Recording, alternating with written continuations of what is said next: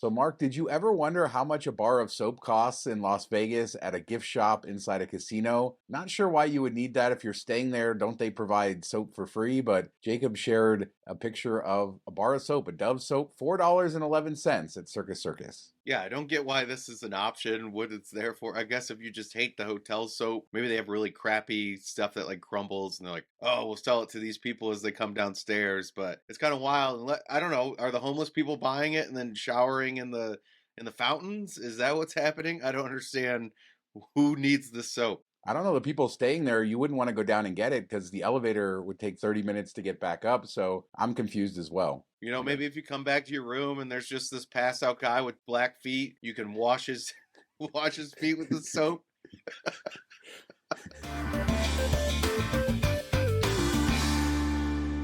F1 is everywhere all the time in Las Vegas, tied together. But the F1 arcade is something that's coming that I never heard of. But apparently they have a couple locations, Boston and Washington, D.C., one in the UK, and now one coming to Caesar's Palace in Las Vegas. Now, when I look at the website for this, it seems like it's going in the old Laurel/Diamond Lounge location, but I'm not 100% sure. But F1 arcade coming to Vegas. Yeah, rest in peace, Diamond Lounges, man. And that one was such a cool one. Even though it was like near impossible to find, you had to really go searching for it or get dropped off at like the side entrance that nobody uses. It was so weird. So I'm guessing like maybe the back of that opens up to the shops and then they knock down that wall or could knock down that wall. But yeah, this looks cool. I mean, I think it adds a layer to it, ties into F1, but it's also just like a cool looking arcade racing. You have some drinks and then you get on a course with your friends and race them and everything. Like I definitely would check it out. And this is the kind of F1 stuff I support right here, where it doesn't cause any delay in getting where you need to go. No construction, no taking things down. Like, come on, let's just go in there and race F1. Yeah, if it is in that spot, they're definitely doing construction because it's going to be 21,000 square feet, 2 floors with a terrace offering views of the Las Vegas Strip. So, yeah, it's going to be some sort of redevelopment. And as you said, that space was sort of buried back there. But if they build out a strip frontage, it could be an interesting sort of thing, and it should draw people. They will be able to see it. And yeah, this is the F1 stuff we do want in Vegas. Yeah, for sure. Like, nobody can complain about this. So Vital Vegas shared a rumor that Bazaar Meat at Sahara is closing. And this is a famous restaurant, one that I always felt was a little strange because Jose Andres has a certain level as a chef. And I feel like I'm not saying anything bad about Sahara. I just always felt like that property might not be at that level that he's at. Just rumors that it could close in the next 90 days or they're going to announce it. Hugely popular restaurant, very expensive. I've never eaten there, but maybe I should go. Come on, now at the new Sahara, we can't say new, that triggered somebody. At the newish Sahara, I mean, it fits a little bit. At the old one, yeah, no, that was so much different and so much worse. I haven't checked this out, but you've always heard good things, and it's a big name, and this could be like another loss to Vegas after we just talked about Bellagio losing Picasso, like another big loss within a week of each other if the rumor's true. But maybe he's going to be moving to another area or opening up something somewhere else. I don't know. It just seems strange for a successful restaurant to close its doors unless the chef's retiring like we saw before. And this is one of the holdovers from SLS,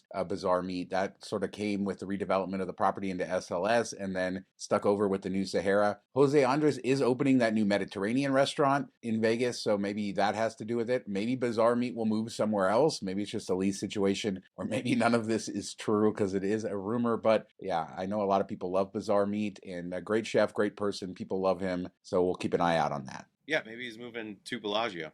There you go. Slide Take right over in. the Picasso space. Exactly. Slide right in.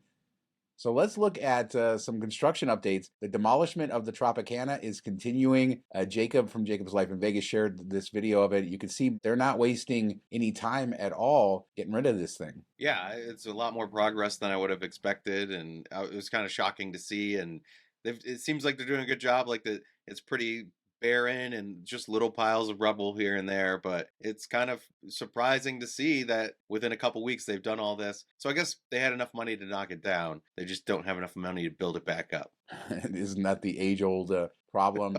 Well, the way they're getting some more money is the liquidation sale. They had the first public liquidation sale last weekend But this weekend, I guess they didn't sell everything, so they're doing something special. There's a $20 admission fee to get in, but then you can bring your truck, and a full truck, $25 for a pickup truck, or $100 if you bring a box truck. Fill it up. I can't imagine what is left, but I'm tempted to go drive my truck over there and see what I can throw in there for 25 bucks. I love that they say like there's brand new linens unopened in boxes there. And so like, why are you buying this stuff before you close? You should have given it to Rio when they needed those towels and pillowcases and stuff. But yeah, I don't know what's left that you're gonna want to throw in there. You know, some bed frames that have been well used or some old mattresses. I don't. I feel like you should go check it out though.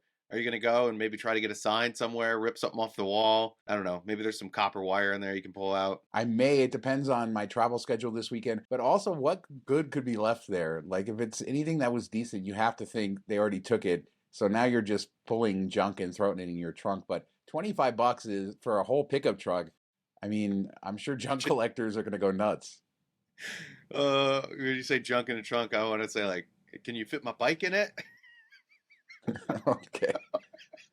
So let's move down the strip a little bit to Harmon, and that's Tillman Fertitta's property, his Cosmo clone that we don't know what's happening with it. It's sort of on hold. But what he's done is consolidated a few different lots. There was a big parking garage over on that corner that got torn down a few weeks ago. And now that Tex-Mex restaurant, the former Harley Davidson, it's getting torn down, and that's the last kind of building on the property before everything is gone, and potentially they could start construction, although we don't expect anything to happen too soon. Nothing has been announced. Yeah, which kind of stinks because it's just going to be like this barren wasteland lot type of thing just sitting there right on the strip that you have to walk by or drive by, and it will just be kind of an eyesore. And you think that if it was going to be somewhat soon, they would have announced it already. So I could see this sitting there for years or more before they get anything going. Yeah, I mean, it's good to see that they finally had all their obstacles because there was lease tenants in some of these buildings, and we've seen the Travelodge go away. So much change in that area because you also have the Boulevard, that mall being built on the former Hawaiian marketplace. That entire stretch of the strip is going to be different just in a few years. And like you said, hopefully it's not just an empty lot and he gets moving on building something, but it's approved. So theoretically, they could start building something fairly quickly.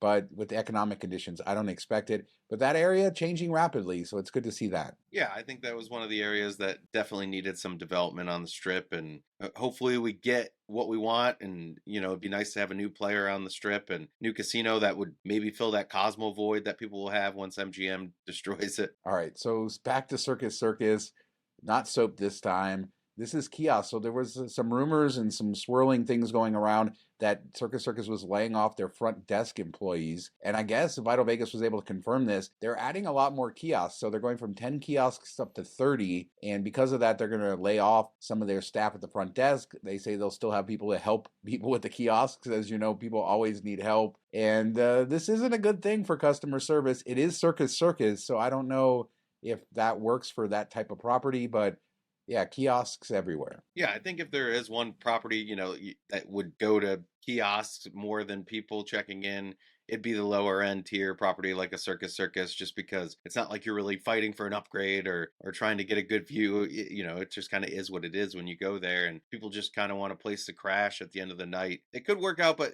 as we've seen with kiosks, you know, they're always a struggle.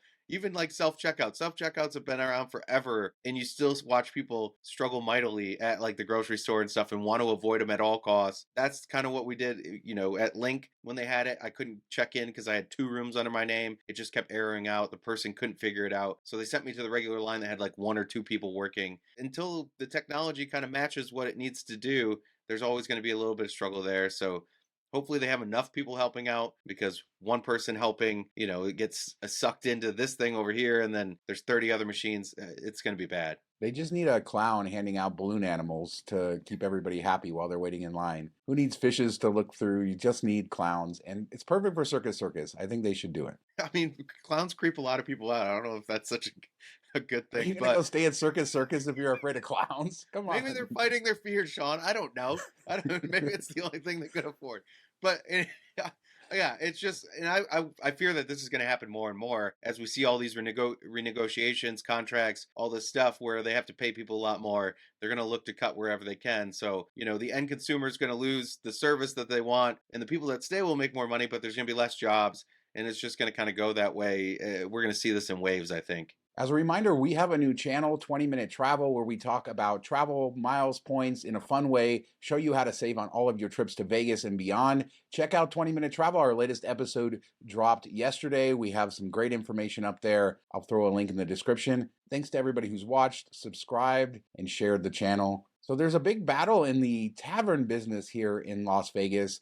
Forever, PT's has been the huge name in the bar/tavern industry, and that's owned by a family called the Sartinis, who own Golden Entertainment. They also now own Strat and the Arizona Charlies, the casinos out in Pahrump. But the Fertittas are kind of looking to get into that. Those are the Station Casinos owners who have all of the, obviously the bigger casinos, also the smaller Wildflower casinos. And now they say they're getting into the tavern business. So it's like a battle among these bars, many of which have these limited licenses that allow 15 slot machines. Yeah, I'm team Station Casinos because I love everything they do for the most part, and they're really, have dialed in their design. So I'm kind of interested to see what they can do in the tavern business and kind of grow it from there. And secondary, because those Golden people really ripped me off in Laughlin. I'm still upset about it. $11 for a beer in their casino is just robbery. Yes, the Aquarius in Laughlin, they definitely own that.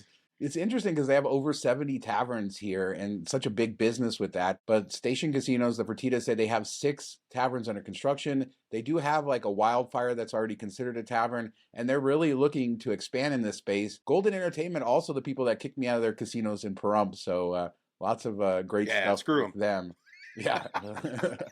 But yeah, it's an interesting sort of development, and all the money behind Fertittas and Station Casinos. I don't know that we need more bars and taverns in town. There are so many of these sort of gambling bars, but yeah, another battle in the gaming space. Station Casino says this is a completely different demographic from their normal casino customers, so this is really a way for them to expand. Yeah, I thought that was really interesting that they said it goes more towards young people and more towards sports betting, which is what we want. And it still kind of blows my mind how big sports betting has become in Vegas, and like how much of a focus it's become, because it's never been like a big money maker. I don't know. Normally you think maybe that gets them to the tables or play some slots while they're making bets, but if that's like your main focus, where's the profit driver there? I don't know. I just don't get it. Maybe we're missing something that's obvious. If somebody else knows, let us know. But it's kind of a strange twist of what we saw, 5-10 years ago. They didn't want your sports betting business. Like, you get one drink ticket for spending $500.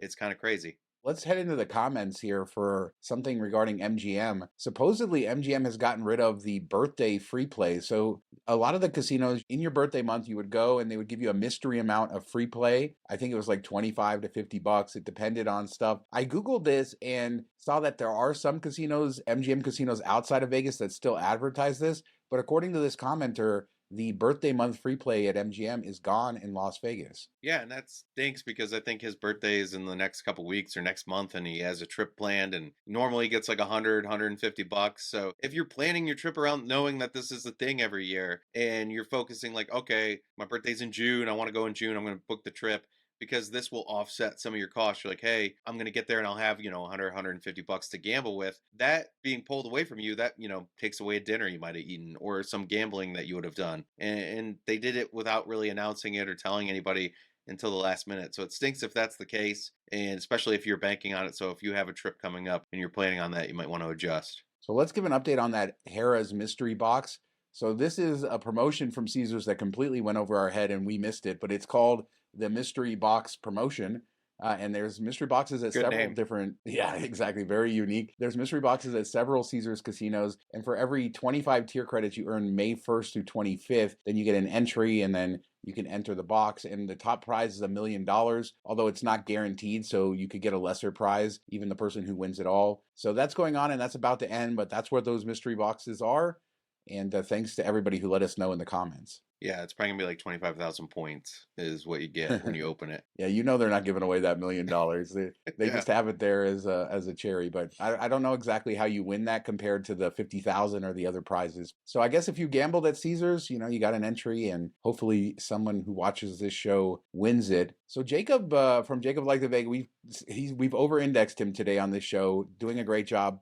Subscribe to him, great channel, great content. X as well, but he shared this video talking about drinks at clubs. and the different size glasses they use. And it's funny how you could be in Las Vegas so long and you learn new things every day. Never saw this. Makes perfect sense. But basically at the clubs, he's saying that if you're buying drinks, you're just a normal person buying drinks, they're serving you a smaller, kind of skinnier cup so you get less alcohol. But if you're on bottle service, because you've already bought the alcohol, they have bigger cups so they can pour you more alcohol so then you'll buy more. Brilliant Vegas stuff. I don't know. It didn't really surprise me that much or anything. Like, as long as the amount of that you're supposed to get in your mixed drink, like if they're using these thin glasses as a way to not give you your full pour or whatever, then that stinks. But if they give you the full pour, what does it matter what it comes in? When you have bottle service, they could give you a bathtub because you're just going to drink it and go. If you get a small cup, you're just going to go fill it some more.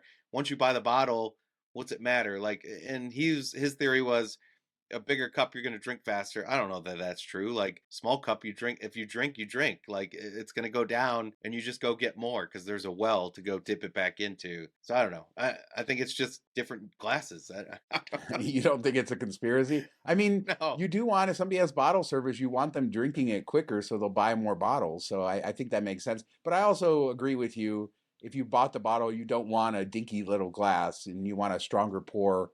That's sort of the benefit of having your own stuff. But I don't know, it's interesting. And the glasses look similar enough that if you were out on the floor, you wouldn't notice that somebody else Yeah. had the fancy VIP glass. I don't know. I almost would rather have a smaller glass because then it wouldn't get, warm as quickly. I guess it depends on all what kind of bottle you're getting and how you drink it. But if my bottle's sitting there on ice, I don't mind going back there and pouring a little bit. Maybe it's a perk of when you go out on the floor, you don't have to go get refills as quickly. I don't know. I don't think it's a big deal. Let us know in the comments this big debate. Is this a big deal or not? Serious stuff here.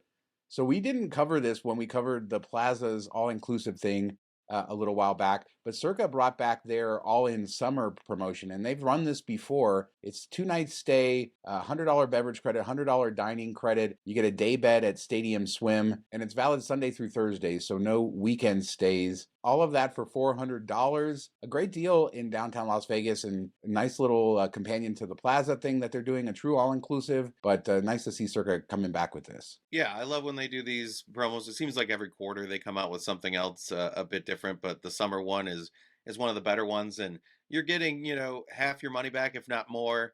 I would say from it. So your room, which would probably normally cost around $400 for 2 nights, you're getting it discounted down to maybe $200, $150 for 2 nights. So it's a really good deal, I think, if you want to check out the property or you already love it and you take advantage of all these things anyway. I mean, laying out at the pool there is pretty amazing. So, and you get the day bed, which is great, and that saves you a ton of money right there. No minimum, which is really cool too. Yeah, I got $100 for drinks, $100 for dining. Great hotel, probably the best hotel rooms in downtown Las Vegas. Certainly a great deal, no doubt about that. $400 and a perfect swimming season as well. So happy to see them doing that. And let's close with this. Virgin has made their final offer. They are at this battle with the union. The union went on strike a couple weeks ago for a couple days, and this is still stretching on, but it said they presented their last, best, and final offer regarding the 5-year contract, and they continue to say that the union is not negotiating in good faith and releasing improper information into the public. So this is kind of getting ugly. It's the last holdout, so I think this is the one that they're really going to stand on, and the fact that it's gone this long when everything else has been kind of settled, it just means that there's some contention there. So it'll be interesting to see if this gets further along, that there is like a full-on strike or how it goes. But whatever they come to, I'm sure they're going to bring in kiosks soon or something like that, or robo drink service or something to cut back on the people. So that's the bad side of this. Virgin says the union is using take it or leave it bargaining. I'm assuming it means that whatever the deal was, all the other casinos got the union saying you need to accept this or we're walking. And Virgin's a smaller property. We talked about how Mohegan Sun's going away. It's been struggling since it opened, and I'm guessing the financials just don't work and they're trying to negotiate. I'm sure they'll work it all out, but the best part about this whole story is that I get to say Papa Giorgio. Yeah, they're struggling because Jasmine keeps turning her $30 free play into $300 every time. So you're breaking them. Yeah, but the program sucks at Momentum. I can't wait for Virgin's new program. I like the property. It's growing on me. I'm on the record for a million times saying the things I don't like, how dark it is, some of the disjointedness, but the service is really good. And we're talking about the culinary. The cocktail servers there are phenomenal on every visit. I've just been really blown away by how good they were. And I was even there right after the strike ended, the day that the strike ended. and they were all back to work, super friendly, doing it, working hard. So great employees there. Hopefully they can work this out. I'm sure they will, but it seems like right now both sides are sort of playing chicken with each other. Yeah, I mean, the best thing for everybody involved is that they come to an agreement that they both are unhappy with, right? Isn't that the making of a good deal, that nobody's happy, so that everybody can get back to work and doing the normal thing? I'm sure this is stressful for the side of the casino as well as the employees, and nobody really wants this to drag on. No, Virgin doesn't. Virgin needs this. I'm looking forward to this year. This could be a year of a rebirth as they take over the casino, get this contract settled, and then sort of bring this project to phase two, whatever that is, to kind of go into the future where you have a unified Virgin Hotels with the casino and that brand and make it more Virgin. That casino just does not feel Virgin at all. And I'm looking forward to all of the changes there. So hopefully they get this settled in. Let us know what you think about that. MGM birthday month free play, has that changed? Have you experienced that as well? Circus Circus kiosks, Fertitta's new casino, that land being cleared. Are you excited about that? The F1 arcade. Leave a comment.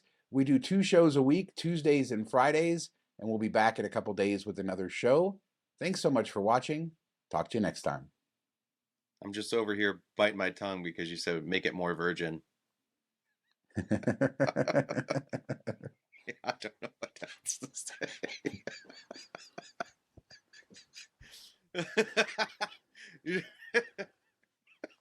So stupid.